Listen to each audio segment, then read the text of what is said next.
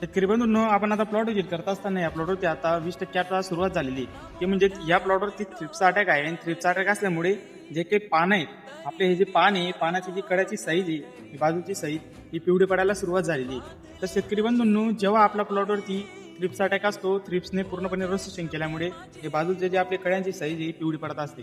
तर शेतकरी बंधूंनो, आपल्या प्लॉटवरती जर थ्रिप्स असेल तर आपण त्यासाठीच आपण ते ठिकाणी टेक्निकल म्हणजे कंटेनचा यूज केला पाहिजे. मावा असेल, थ्रिप्स असतील किंवा आपला तुडतुडा असेल तर आपण त्यावेळेस त्या योग्य ती आपण फवारणी घेतली पाहिजे.